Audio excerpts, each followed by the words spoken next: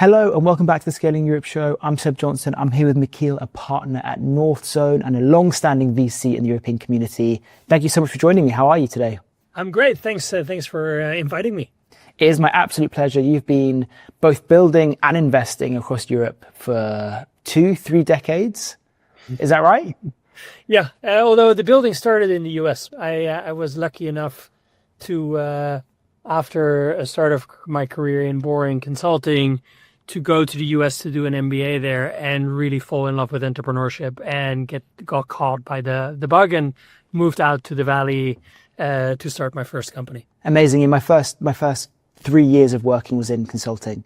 And it got to the point where I just quit my job. I had nothing to go to, but I knew I had to be in startups. And I was like, I have to get the earliest stage startup I can possibly find.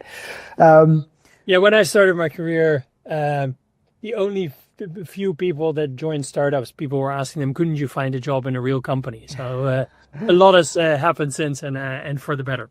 Well, look, you've been, building and investing for a long time. Yep. Let's just go straight into the state of the ecosystem. How are you looking at the state of venture and tech, specifically in Europe?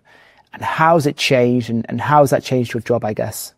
I mean, first of all, I think we're living in incredibly exciting times. I had the luck of sort of starting my career in tech during the birth of the internet. And that was an amazing time and a lot changed. And obviously there was a huge hype and then a bubble bursting, but everything that we were expecting happened and even more intensely. And I think this is bigger, and being able to be in the ecosystem at a moment like this is incredible. And, it was interesting because if you look back in, call it the last 15 years in tech in Europe, it's like in 2010, it was super nascent. There were only a couple of big deals. There were only a couple of firms out there. And basically 80% of anything tech related was happening in the Valley, and you needed to be based next to Oracle to be able to be successful.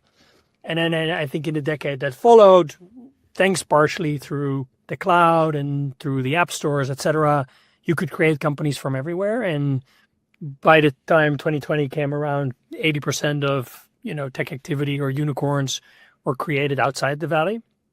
And then come October 22, when GPT-3 came out, this big moment happened, and all of a sudden everyone felt they had to be back in the Valley again and had to be sitting next to OpenAI and being at all the meetups where everything was happening. So for a while, it seemed like, hey, this is an incredibly exciting time, but it's only going to be in California.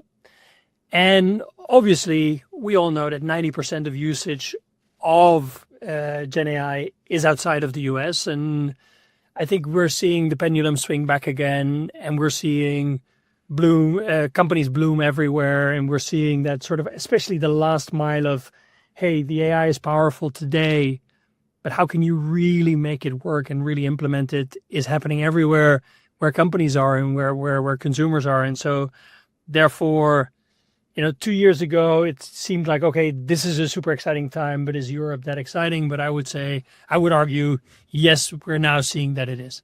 Yeah, and especially we're seeing, I think, a lot of excitement or a lot of amazing European companies come out at the application layer.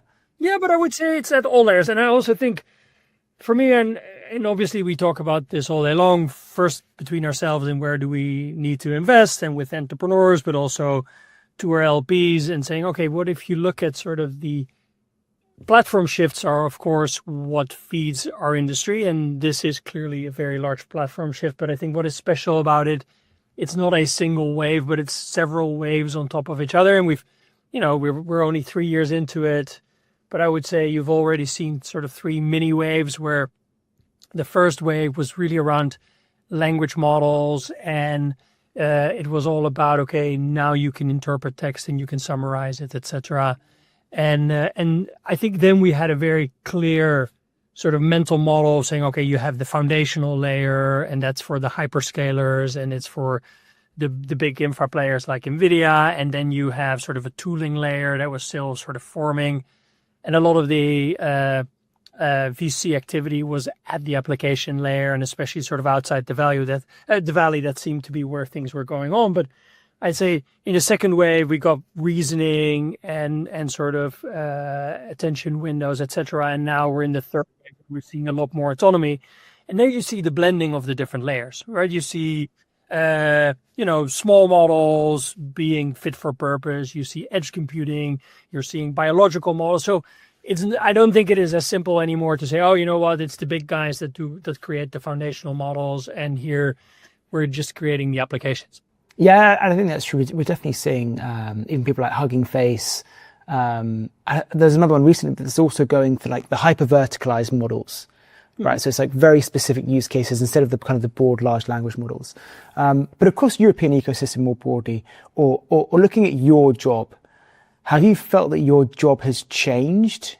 Or maybe not the fact that the job has changed, but the way that you do your job, has that changed in the last three years? I mean, I think sort of always as a generalist VC, like I said, earlier on in Europe, there wasn't that much market. And so therefore it was easy to be a generalist. And I think in the last decade, we've seen with an explosion of the ecosystem that the founders want you to be specialists in what they're doing. And so as a firm that is generalist in nature, the individual partners become increasingly specialist on specific topics.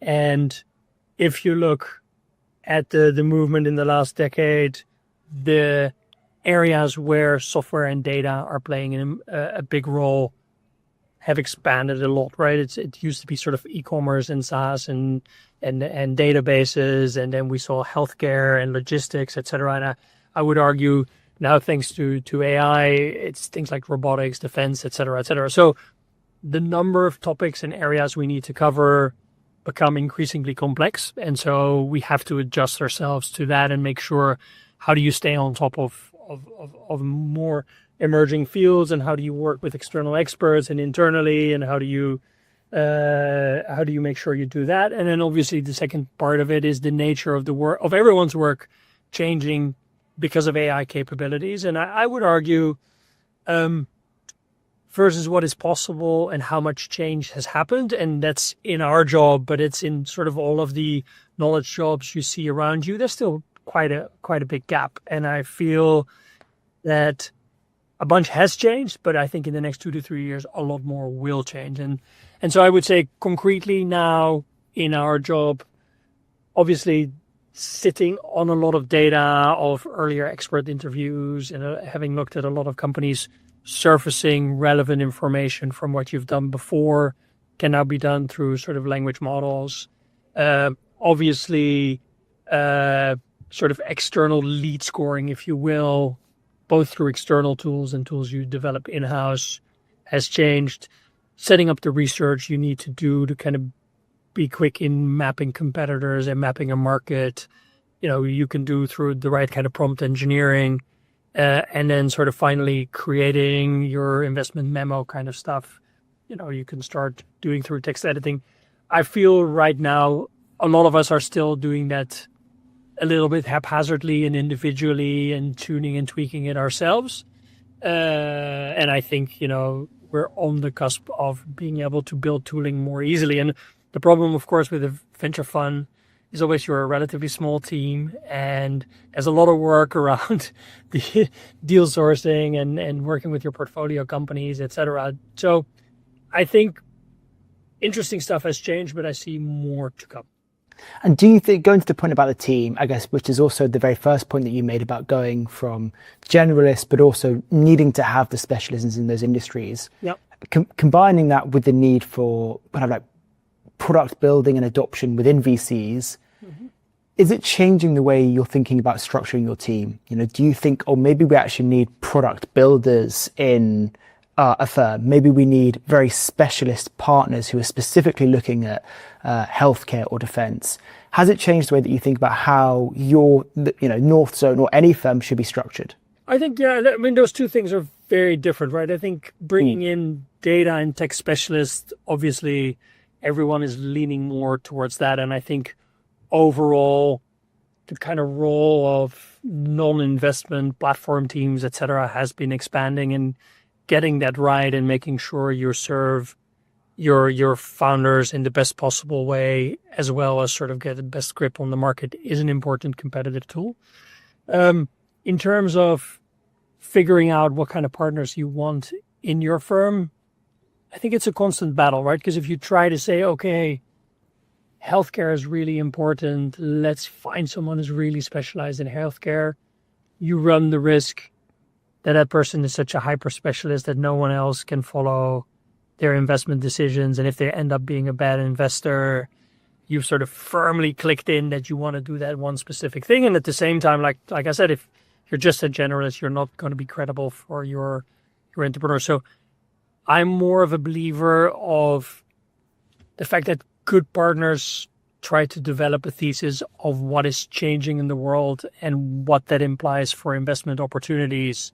And then deliberately, by studying that well and building up the right network of experts and founders that they're working with, get relevant and credible in it, rather than say, hey, I'm a semiconductor expert, because then all you're going to do is semiconductor investments. And I think in the model that we believe in, you can, jump from area to area and develop a couple of things in parallel, and then still try to find the best deal rather than the best deal in X. It's the same as if you're saying, hey, we're only going to invest in France, and you get the best deal in France. If you say, I'm investing globally, you hopefully get in the end, the better kind of deals. And the market changes as well, like Web3 yes. blockchains. If you'd hired a big Web3 or blockchain expert, you'd be not sure what to do with them now. Yeah, you're retired. Yeah, true.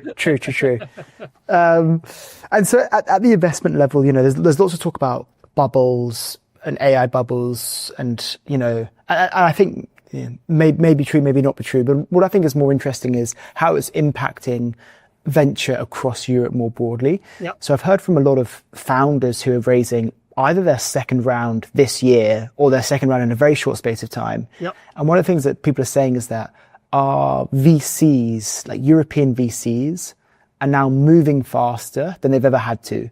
And one of the reasons that they're doing that is because they're seeing a lot of interest from the big American VCs who are trying to get access to the European deals.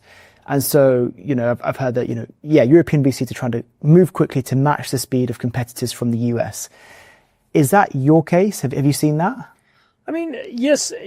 And it's not that it was never before, right? Because obviously during the whole fire drill of COVID, we saw deal making accelerate to a crazy pace.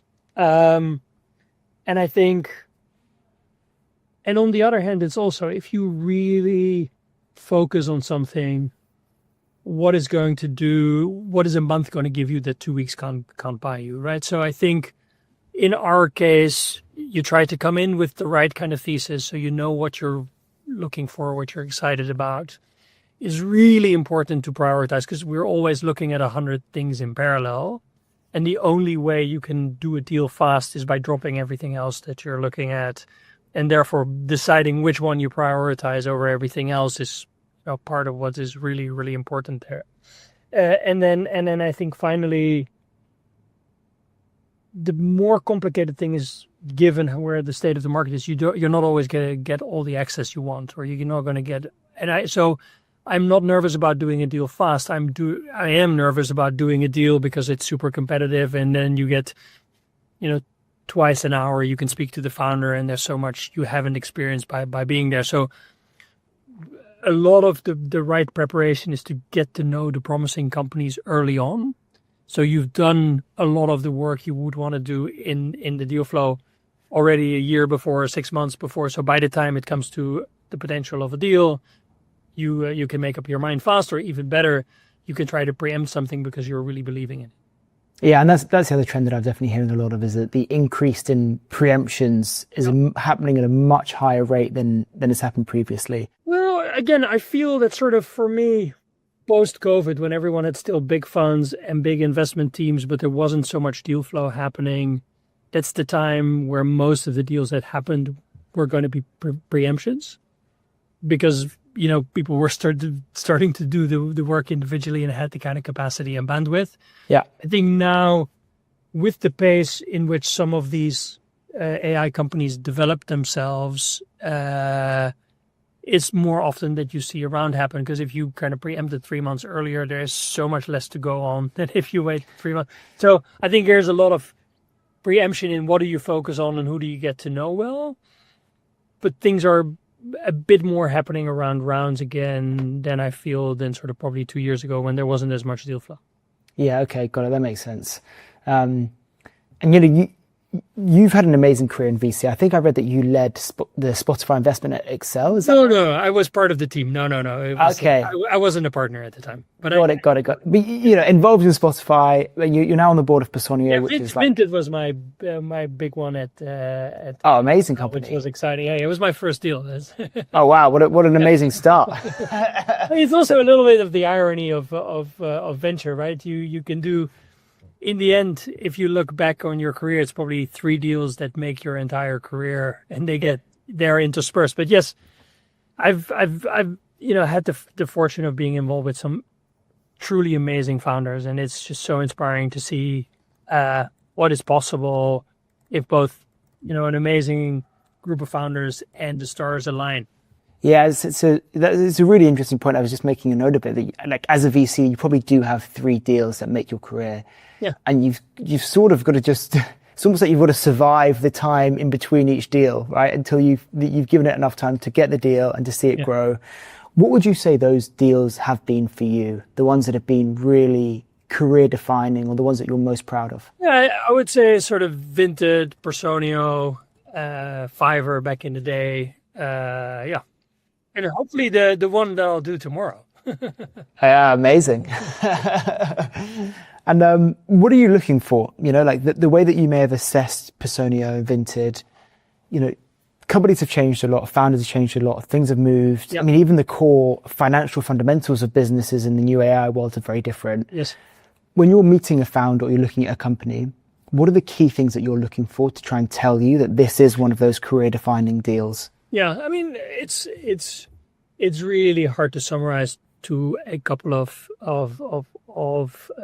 points without being super cliche. But I like this sort of sense of someone has a real novel insight of where the puck is going, and then knows to combine it with a short-term vision of what needs to happen and how the bowling pins fall, and be very practical about it, and then combining it with some sort of deep urgency, desire, drive for stuff that needs to change.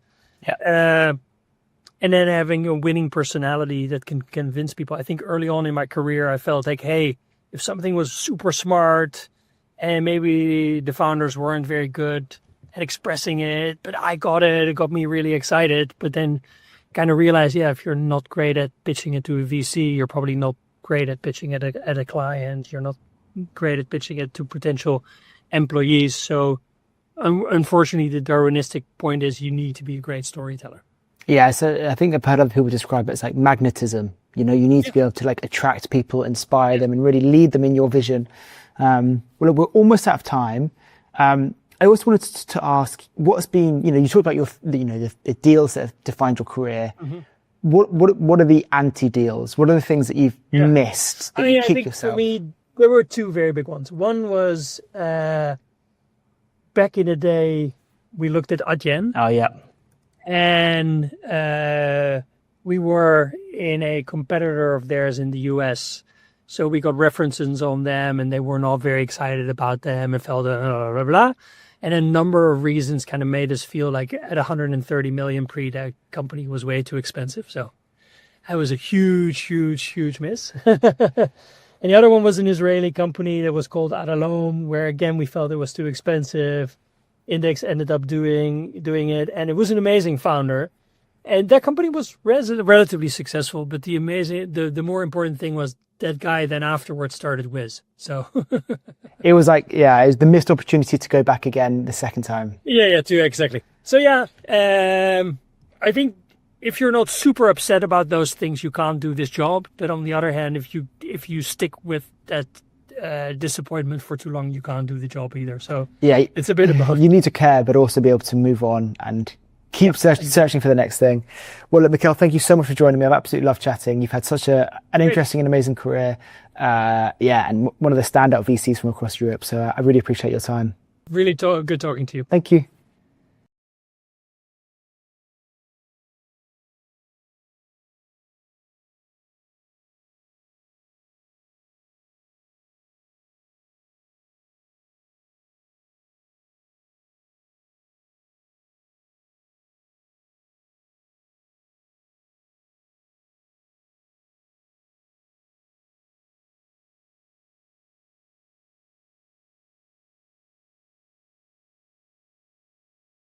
Hello and welcome back to the Scaling Europe show. I'm here with Trygve from Riff AI, the company that just raised a $16 million Series A led by Northzone.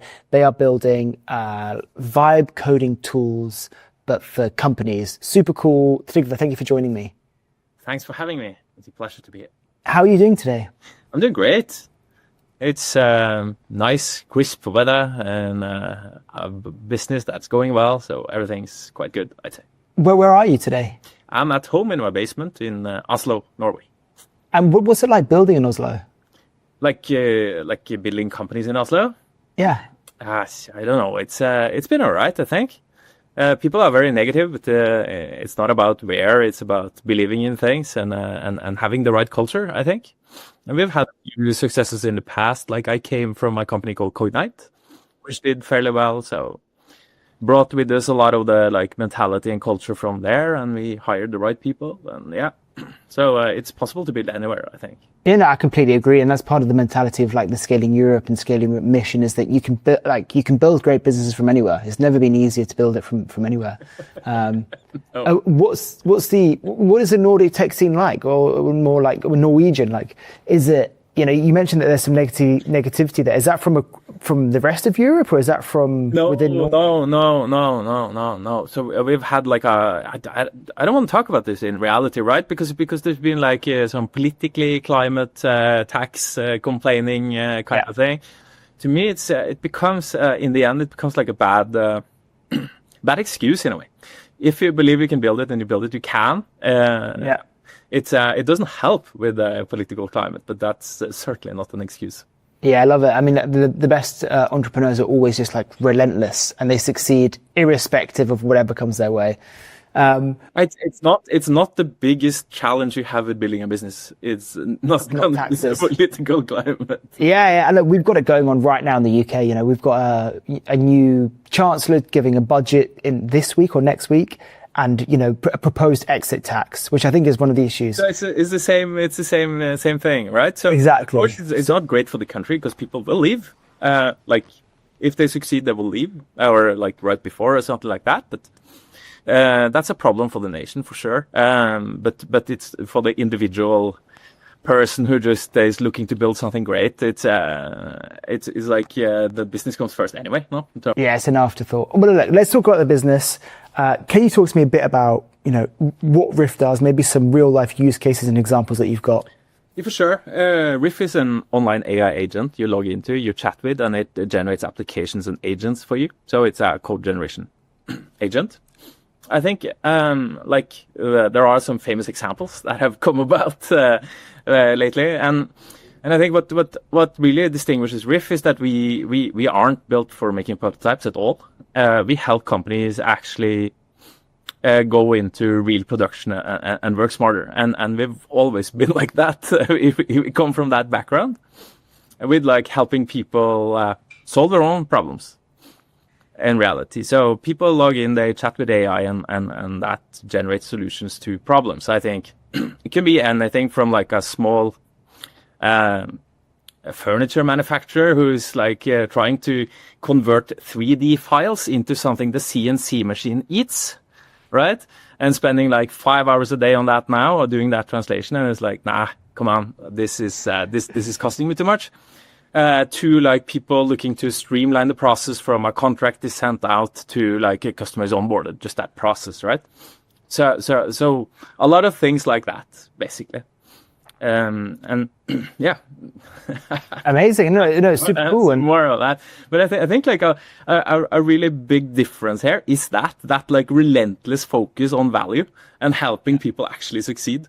that value piece, I imagine it's both the product that you've built and you give access to people, but then also there's probably some service in there as well, like helping people take it. And in that way, right? So that's the consequence of being like super value focused, right? It's that you onboard customers, some succeed, and then many succeed actually, and then from time to time you have people who don't, right? So either they don't have the time, or the last hours wasn't there, or something like that, and as a value focused company, you just fix so they actually get value, right?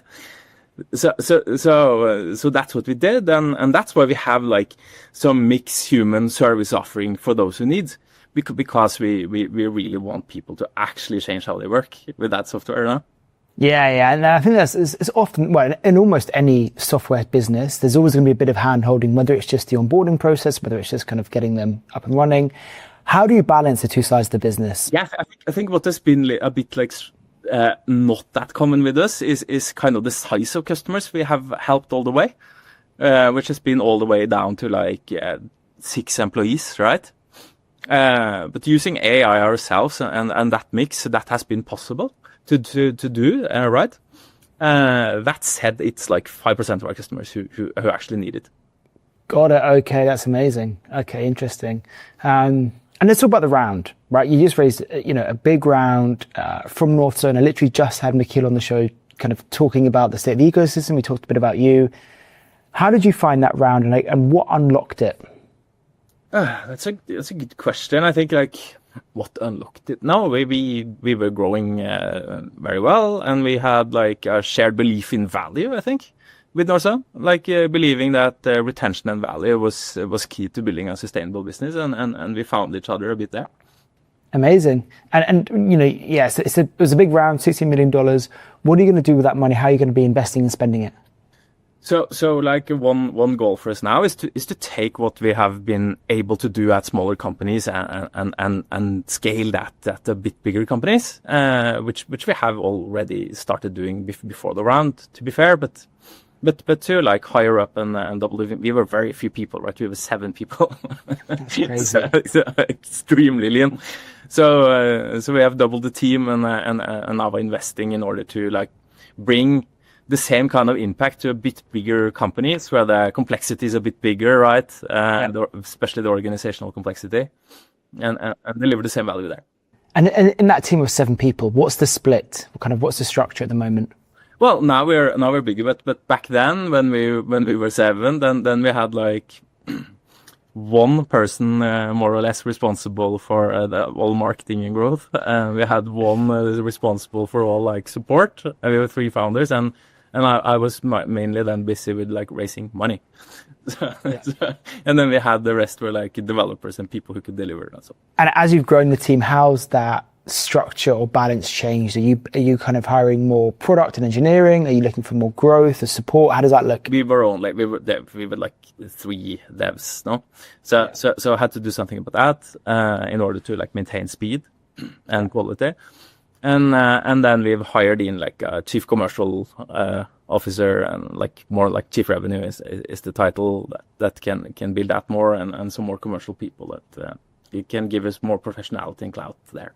Amazing. So I guess you're transitioning from a founder-led sales model to kind of hiring somebody with more experience to kind of own that piece entirely. It's also like we are 3 founders, right? So a bit of the ADHD mentality, right? Just jump in very, very, very intense on that, and then it's nice to get in someone with a bit more balance and structure too. To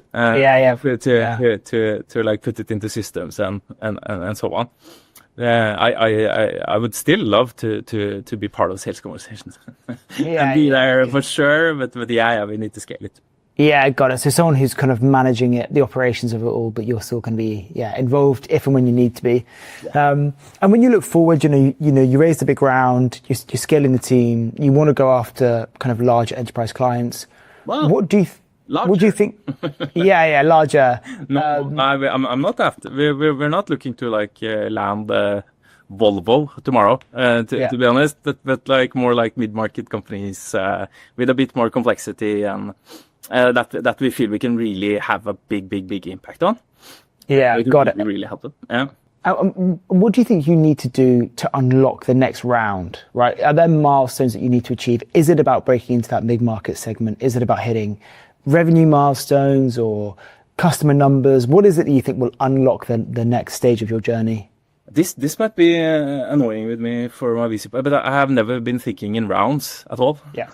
just been thinking about like building a solid business that can grow and have as much impact as possible, and prioritize my time like that. So right now it is to succeed with like finding a repeatable way to sell into mid-market companies. We could talk like for ages on that. So like we've been very product-led so far in our entire go-to-market, right? And how to like bring that into a bit bigger companies and unlock it there and so on isn't trivial, right? So to figure that out and land that and grow for real there is the real goal. And how have you been getting sales already, today? Like, where are you seeing the success? How have you been able to convince people to kind of get on board? And what kind of customers is it? Has it been earlier, more risk-taking startups, or have you seen the shoots that actually more traditional companies can use this as well? Yeah. No, it's more about the people, right? So far we've had mostly like founder of some real business, not necessarily SaaS. Well, some SaaS businesses, but not a lot. More like the furniture maker is more like typical, or like a marketing agency, or someone selling professional services, or a small factory. Yeah, and it's been like the CEO signing up, looking to see how they can like improve and wrinkle out different parts and so on. And it's been maybe up to like typical size has been like 20 to 30 to 40 employees, right? Also had the eventual like 400 employee company come in. Steve, CEO, coming in, and now it's about like understanding how we take that further. Really cool. And how do you think you're gonna? You think you're gonna stay product-led growth, or do you think you're going to be doing like mixing it up? How do you think you're going to kind of unlock the next kind of chunk of revenue? I think we need to start by like. Now, what we're doing now is that we're still growing well on the product-led approach, and then in addition, we are also getting intros to some companies. There's some word of mouth and so on, like on bigger customers, and we are landing deals there. Interesting. And look, I mentioned that I just had Michiel from Northzone on. I asked him specifically what things I should talk to you about. He said 2 interesting areas would be your overall outlook on building companies and your journey to sort of finding product market fit. Anything you want to go into there? Well, we have been, I think I learned a lot about PLG, product-led growth in general over the years. So I guess kind of how we came into that with like, there's also a timing around that, right? Yeah. And with the explosion of vibe coding and vibe coding platforms, you saw like a bunch of people wanting to build SaaS products. Yeah. And with that, that also caught the attention of a lot of these like smaller SMBs looking to change how they work and so on. So we built a pretty substantial growth loop there. Like people building SaaS sharing online, and then that also attracting like say 20% of the inbound was like real SMB customers, and then we were able to grow. I've been able to grow quite well on that. Amazing. This is a super interesting way of product like growth, I guess. And what about your kind of overall outlook of building companies? What was Michiel sort of getting at there? What kind of, I don't know, what lies underneath that? I do not know what he's referring to. I don't know. It's been I don't know. We are extremely value centric. I don't know if that is very uncommon, but going all in on like what it takes to bring value to a customer, and haven't been so concerned with what metrics look cool and like what is like scalable in that, and I've been more focused on like how do we build like a business that brings value. So maybe that's one thing. The other thing is maybe view on hiring. where I'm extremely, what I'm mostly concerned with is motivation. I care about motivation. I care about what drives people and where do they see themselves going, and what motivates you, what makes you tick, and much less about like what everyone else will think of that person. You know what I mean? Like what the resume says or something, but much more like what's the passion that drives you, and how do I see that in your past? And what are you looking to see there? Relentless passion. That work is not like something you do to gain status or fame or something like that, but you live it. Like that's really something that you bring with you. You go to bed, you think about it. It's your real passion, and I don't think that necessarily correlates with like what position you have had anywhere, or it's like that kind of mentality can take you down very strange roads, right? Yeah. And how do you assess for that? Is that just like you trying to get to know them? You ask them questions. You try and dig deep. How do you kind of find the motivations that you want? Yeah, no. Preferably, you observe people for a while. Interesting. Okay, so you kind of see them in their environment. Yeah, so preferably you see what people do and you check in and so on. If you cannot, then you can talk about the past and you can talk about things and you can talk about where they want to go, like what you want to do, and it's quite important. Yeah, and that makes total sense. And I also wanted to touch on some of the highs and the lows of your entrepreneurial journey to date. Yes. Has there been any kind of amazing moment? Maybe it was when one of your customers had amazing value. Maybe it was hiring an amazing person or kind of raising your first round. Was there sort of a moment where it was like a light switch and you were like, okay, this is going to work. This is going to happen. We've built something of value here. Oh, we've had many moments like that. We were one of the first to invest in code generation. Amazing. Okay. In the world. So the GPT API came out. We had, we had like 100 customers or something like that. Overnight, they started doing something else. They were building, before that, they were building more like insight-based applications. It was more like the content of the app was kind of the pride. And then with GPT, everyone started investing in like GPT wrappers. And then the pride couldn't be the content anymore, right? It had to be something else. So the requirements to the UI became different. And then it was like, put us like, it doesn't need to win a design award, but it has to be able to live next to Asana, right? In order to have like pride at work. Yeah. And then we were thinking like, how the hell can we enable that? Like pro app that looks good, that is like professional with the same simplicity. And then we landed on there. Let's fuck it. Can't we just try to generate all the code? And that was like, this is like August 23, right? So the gamble was enormous. That's early, especially in the time. Yeah, early for code generation in this AI wave.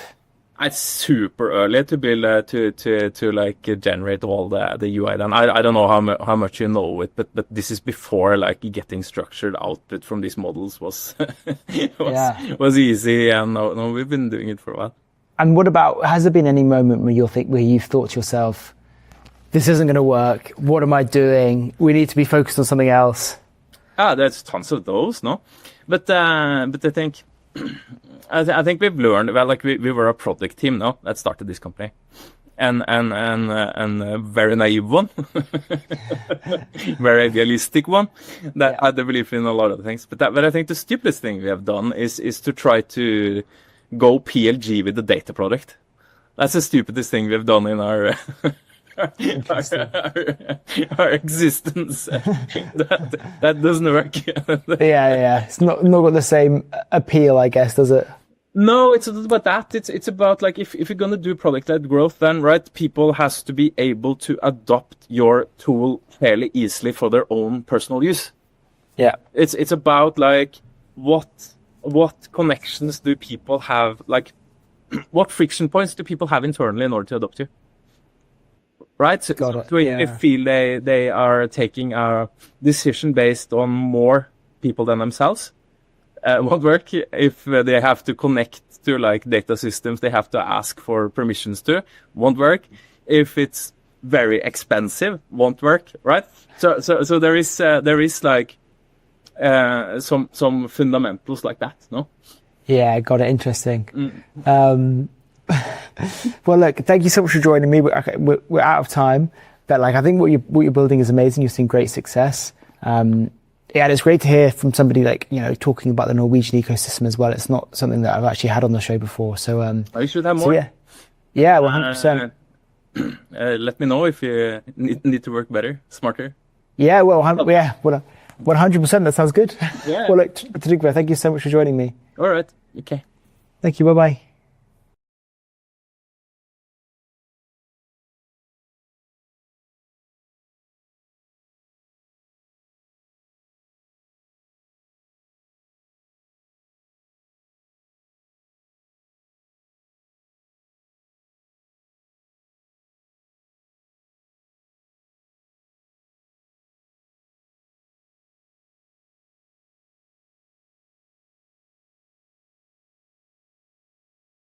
Hello, welcome back to the Scaling Europe show. I'm Seb Johnson. I'm here with Edgar, one of the founding partners of Enzo Ventures, a super interesting VC that is focused on Southern Europe. How are you doing today, Edgar? Hello, how are you doing? Thanks for having me. I am good. Can you just give a quick introduction into yourself and Enzo Ventures, what it is and where it's come from? Sure thing. So basically, I'm Edgar Vicente. So I'm originally born and raised here in Barcelona. I'm 28, actually. And I started at a very young age in technology. I was one of the first early employees at Globo, one of the main Spanish unicorns. So I joined the company in 2015, if I'm not wrong. So it was like pre-Series A. We were 20 people in the company. So I had the chance to first being like a rider, you know, a delivery man, you know, delivering literally food across Barcelona. At the moment in time, I was at the same time studying my bachelor here in Barcelona as well. So it was like a part-time job for me. But, you know, I wanted to get experience in the startup land. So I was, you know, really quick, I had the chance to join the company, in the operational department. They made me an offer. And I spent 2 years in the company. So we went from 20 people up to more than 1,000 people when I left. So I learned a lot there. I knew, you know, what really being part of scale up is, you know, from going from 0 to 100. I had the chance also to invest in the company personally. So it was my first angel investment. So it went really good as well. Lucky me. And yeah, so when I left the company, I decided that I wanted to do it by myself. So I decided to create my own company. I didn't know anything about creating companies, to be honest. So so we start with my actual co-founder, which is Ivan. We met at university here in Barcelona, and we didn't think twice. So we decided to create our own company. It was called Diola, like say hello in Spanish, you know. Basically, we develop a very sophisticated technology. It was a deep tech company, so we developed a very sophisticated technology in the ultrasound space. So basically we apply ultrasound technology for different use cases, either for payments, you know, verification processes, so on and so forth. So we got different patents as well, and we ended up selling that company back in February 2020 to a Mexican group. Okay, it was not such a big exit, but it was fair enough for us because at the moment in time we were 23. We didn't raise too much capital, to be honest. So we just raised like a very small round, 250K, just from angels, local angels here in Barcelona. So we had like a big portion of the company. So in absolute terms, it was a very great liquidity event for us. Okay.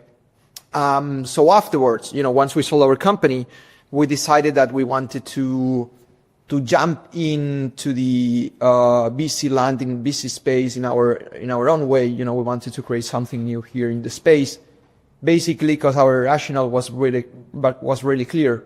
We were seeing that Southern Europe itself was literally booming. you know. We were having the first unicorns coming out of the region, first generational companies being created here. But, you know, the VC level was not there yet. It was not qualitative enough, especially in early stages, right? The current, I would say, VC firms here in Spain, at least, were super local, like super conservative, not founder friendly, not risk taker, so on and so forth.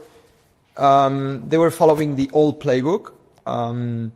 So we wanted to replicate the sitcom, the local globe, the concept ventures model here in the region in Southern Europe. So we wanted to create the next wave, the next generation, like young people investing in the next generation of founders, right?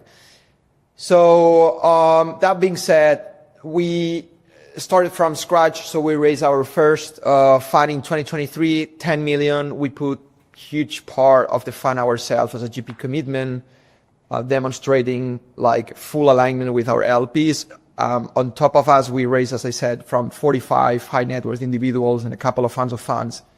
And our thesis is like really clear, right? We want to be first check, first believers, day zero, investing class people here in Southern Europe or Southern European founders creating all white. So we invested in 9 geographies as of today, not just here in the region, but, you know, for instance, in the US, we invested in a couple of companies founded by 2 Spaniards or 2 Italians or whatever, right? So that's our thesis. So we actually, in Fund 1, we are like writing checks from 100K up to 300K tops. Then we can make follow-ons. We usually do follow-ons. And as I said, we want to be first believers, and we want to get to the, you know, extraordinary founders before anyone else. So that's our objective, right? And as of today, we invested in companies such as Murphy, you know, that raised 15 million from Northzone, Lakestar, Seedcamp, 11 Labs. We were the first check, first believer. We almost created the company.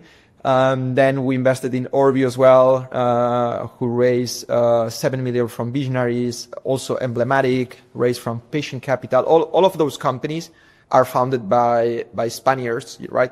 But we try to invest in companies, as I said, that at least has you know, a minimum angle or touch with Southern Europe, right? So that's our thesis, and we're actually about to launch our fund too. Yeah. Amazing. Are you about to announce fund 2? Or are you going to start fundraising for it? So look, that's still confidential, but yeah, we might announce it really soon. We're actually fundraising for Fund 2. It's going to be a bit bigger than Fund 1, but we're going to follow the same exact strategy. Yeah, our main idea is to become the main pre-seed fund here in the region in the next 5 to 10 years. And, you know, progressively becoming like a more pan-European firm, but with a core focus in Southern Europe. That's our objective. Amazing. And look, there's a lot to break down that I think, to summarize, you've had an amazing career, right? Like the first company you joined, Glovo, like a phenomenal company. That was also your first investment.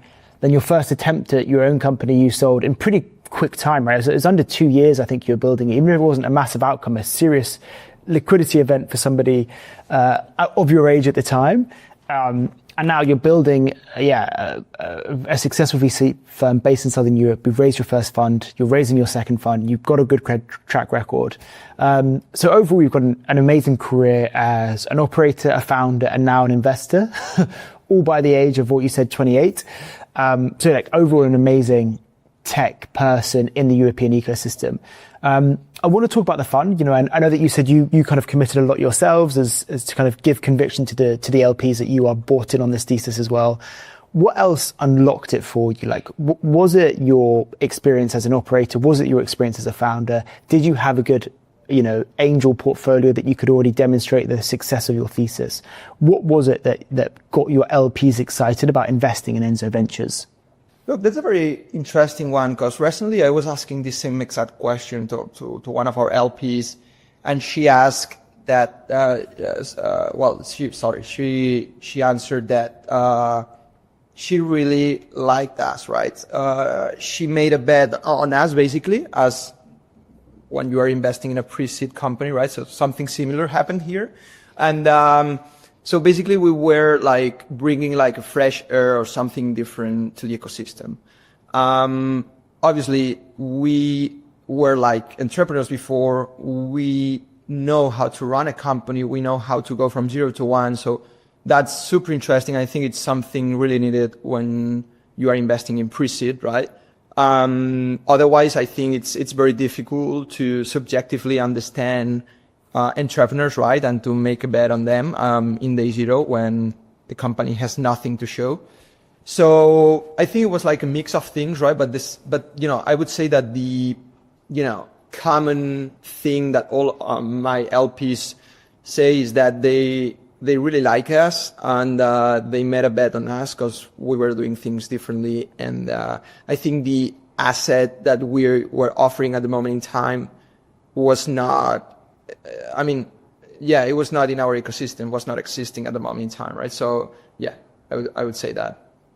And when you look at the ecosystem across, Spain and Southern Europe, you mentioned that a lot of the VCs are kind of traditional, conservative, not founder friendly. Has it been disruptive what you've done? As in, does it run contrary to a lot of how other VCs operate in that area? And what's that experience been like? Yeah, look, that's why we decided to go for this opportunity, right? So we are entrepreneurs ourselves, so we're always trying to build up things, right? So Enzo is our next venture, and we are seeing that as a lifetime project. So basically, what we saw here when we were entrepreneurs here in Barcelona is that, the existing VC firms in the region were like super local, like super traditional, as you said. They just wanted to invest like 100K in, 2-3 million post-money valuation, aiming to sell the company at 20-30 million maximum. So that was the old playbook, I would say, in the region. But we were realizing that this was completely changing, it was changing basically because, first unicorns were, popping up from the region, recycling a lot of capital, a lot of talent, and above all, a lot of ambition. So we were seeing like next wave of entrepreneurs, young people, young folks with a huge ambition, very hungry, trying to create generational companies from here. And, but they didn't know, where to raise the first capital from, right? So we wanted to be this kind of, right hand for them in day zero. And, it was no brainer, right, for them. So we are now feeling that we made a great decision, creating Enzo Ventures, basically, because we are seeing that organically we're getting a lot of requests from entrepreneurs thinking globally, from Spain, from Italy, from Portugal, because they see on us a great partner in order to scale, right? And yeah, so basically I think that there is like a huge difference between Enzo and other VCs in the region in terms of companies they are looking at, especially because this international ambition, that it's been really weird to see here in the region, lastly. And what about, I've read that you were kind of focused on Gen Z initially.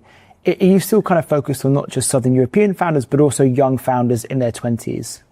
Yeah, it's not a must. So we obviously can invest in older founders, but that's true that we usually have like great generational connection with younger founders, and we can connect really well with them, and we can help them out in a better way. We can bring a lot of value to them because we've been in the same current situation as them. And yeah, but it's not a mess. We started, just focusing on Gen Z founders, but, we realized that it didn't make sense at all. So we wanted to expand, our founder age, of course. But yeah, we have a preference, maybe if you want to see it like that, to for younger founders. Yeah, absolutely. And when you think of the Enzo offering, right? It sounds like you move quicker, you're more friendly to founders, you're more of a, like a San Francisco mindset, but in Southern Europe. What other kind of USPs or propositions do you think that you offer founders who kind of come with you? Are you helping to take them to the rest of Europe, helping them to introduce to bigger VCs? What do you think is the big value add of a founder signing up with yourself? Yeah, that's a very interesting one. I always ask myself every single day, why Enzo, right? Why the world needs another VC firm, right? So, I always have like a clear answer for that. And it's basically that we want to be like the first believer in each company. So we want to be there even before creating the company. So we take a lot of risk. So we know how to subjectively understand these founders, and we know how to get the most value out of them. And so because of that, we have the chance to jump into the best companies before anyone else. So we are seeing that it's possible to do that. So once we are in the company, once we invest in the company, we, especially from 0 to 1, this moment from nothing to the first clients, we put them in front of, potential ICPs, big clients from our network.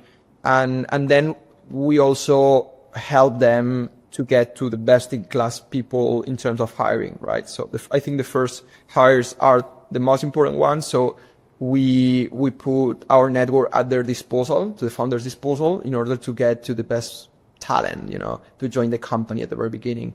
So we are somehow acting as a co-founder majority of times. So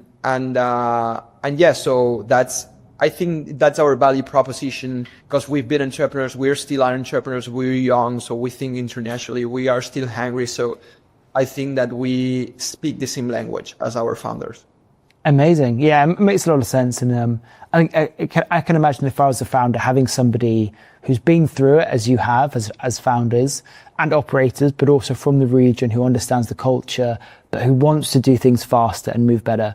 Yeah, that's really interesting. This is another topic, but we found our sweet spot here because we are seeing, as the ecosystem is growing, more and more blue chips and tier 1 firms are taking a close eye here to the region.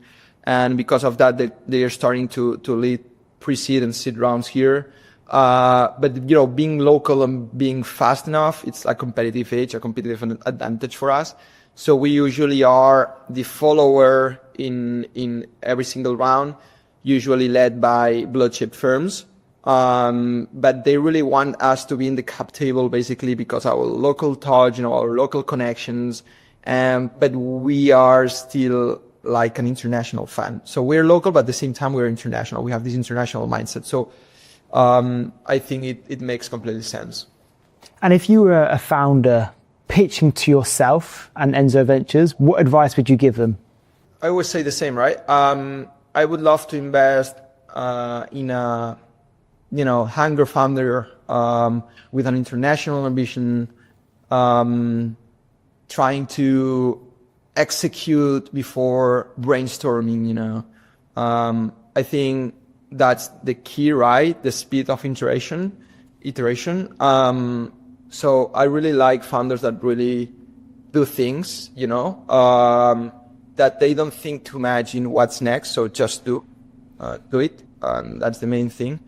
And also with this, I would say, as I always tell you, international mindset, which is something that sometimes is missing here in the region. And that's the subset of companies we're looking at, right? These two things mainly for me are the most important ones. Yeah, being very action oriented. I always hear that as like a defining characteristic of a great founder. Someone who just does it, learns, iterates, does it again and again and again. And for you, what's the vision for Enzo Ventures? How big would you like it to get to? Would you like it to be, a multi-stage billion-dollar fund investing in all areas across Europe and the US? Would you like to you mentioned being pan-European, but with a sort of preference for Southern Europe. What would you like? What do you think the vision is? How big would you like this to get? Look, I think VC actually is broken, especially in growth stages, for me.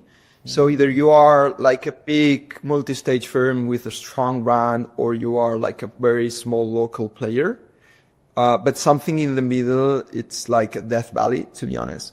So we want to be in the smallest, I would say, part of the game, right? So we want to be we want to raise subsequent funds in the future, but very small ones, keeping something around 50 50 million size, investing in pre-seed, seed, and maybe we can raise up to 10 funds with the same exact strategy. But we don't want to go far beyond that, to be honest. So we don't want to become like a multi-stage firm. I think it's something that it's part of the old playbook. And we want to be like almost solo GP game, if you want to call it like that. We are 2 people in the team.